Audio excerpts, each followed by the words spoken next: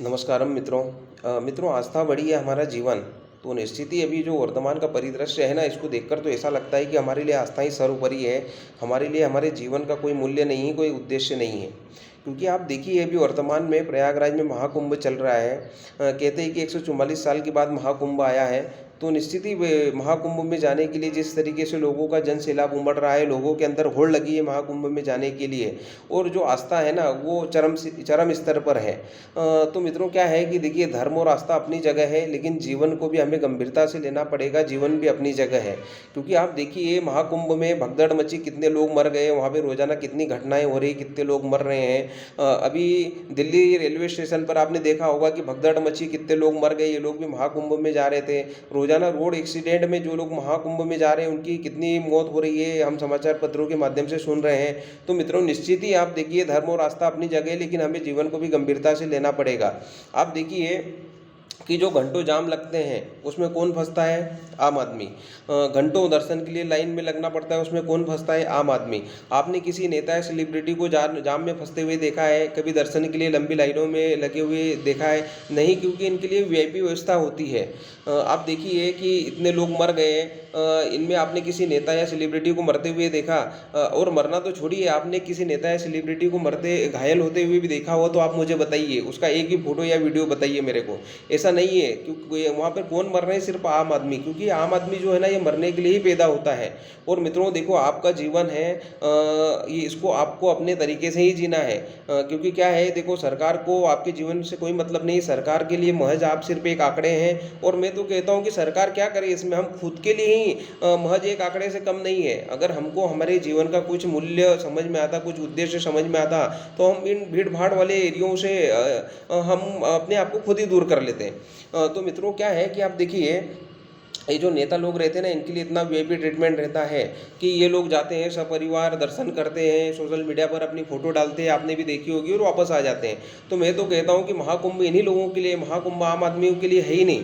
क्योंकि देखिए, अगर महाकुंभ 144 साल के बाद आया है, तो फिर उसमें क्या आम आदमी और क्या खास आदमी, सबके लिए एक व्यवस्था होनी चाहिए। लेकिन सरकारें जिस तरीके से आम आदमी के लिए अलग व्यवस्था और वीआईपी लोगों के अलग व्यवस्था बनाती है ना, इससे तय होता है कि ऐसी जगह पे ना धर्म है, ना भगवान है, ना आस्था है। और मित्रों, मैं तो मेरे व्यक्तिगत जीवन में मैंने जो मापदंड तय किए हैं ना, उसमें मैं आपको बताऊं कि मैंने तो ये तय किया है कि जहां पर भी ये वीआईपी ट्रीटमेंट की व्यवस्था होती है ना, वहां मैं अपने आप को खुद को अलग कर लेता हूं। क्योंकि मेरा ऐसा मानना है व्यक्तिगत रूप से कि जहां पर आम आदमी के लिए अलग व्यवस्था और वीआईपी लोगों के लिए अलग व्यवस्था हो, और खासकर भगवान की शरण में जहां जा रहे हैं, वहां पर अगर वीआईपी लोगों के लिए व्यवस्था हो, तो आप ये समझ के जाइए कि वहां पर ना भगवान है, ना धर्म है, ना आस्था है।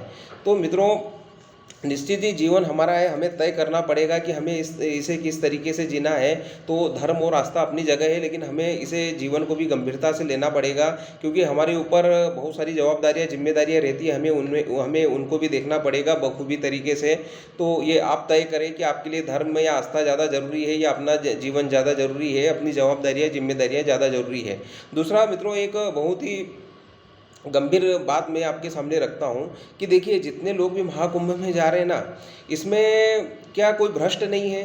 क्या कोई ऐसा नहीं है जिसने कभी किसी का शोषण किया हो, या कोई अपने जीवन में गलत काम नहीं करता हो? और 144 साल के बाद ये महाकुंभ आया है, तो अगर हम महाकुंभ में जा रहे हैं, तो क्या कोई ऐसा संकल्प लेके जा रहे हैं कि मैं आज के बाद भ्रष्टाचार नहीं करूंगा, मैं किसी भी तरीके से किसी का शोषण नहीं करूंगा, मैं अपने जीवन में किसी का कभी बुरा नहीं करूंगा? आप मुझे एक भी आदमी बताइए जो ऐसा संकल्प लेके गया हो, या किसी ने कुंभ में ऐसी शपथ ली हो जाकर कि मैं अपने जीवन को इस तरीके से जीऊंगा, या मैं मेरे जीवन के सारे व्यसन छोड़ दूंगा, आज के बाद मैं किसी तरह के भी व्यसन नहीं करूंगा। तो मित्रों, अगर महाकुंभ 144 साल के बाद आया है, तो हमें उसका कोई लाभ भी तो उठाना चाहिए ना। अगर हम दर्शन करने जा रहे हैं, तो या सिर्फ मरने के लिए ही जा रहे हैं, या लोग एक सिर्फ देखने के लिए कि नहीं 144 साल के बाद कुंभ लगा है, तो हम भी चले जाए, हमारे पाप धुल जाएंगे नहाने धोने से। मित्रों, ऐसा नहीं होता है। एक संकल्प के साथ जाइए कि 144 साल के बाद अगर महाकुंभ आया है ना, तो कुछ एक दृढ़ संकल्प ले कि हम हमारे जीवन में भ्रष्टाचार नहीं करेंगे, किसी का शोषण नहीं करेंगे, जीवन में कभी भी ऐसा काम नहीं करेंगे जिससे हमारे द्वारा किसी का अहित हो। तो मित्रों, ये सब हमको दृढ़ संकल्प करने पड़ेंगे, तो ही महाकुंभ का मतलब भी होता है। नहीं तो फिर आपका अपना जीवन है, आप देख ही रहे हैं कि रोजाना क्या हो रहा है महाकुंभ में। तो आप खुद तय कीजिए, आपके लिए आस्था जरूरी है या आपका जीवन जरूरी है। धन्यवाद। जय श्री कृष्ण।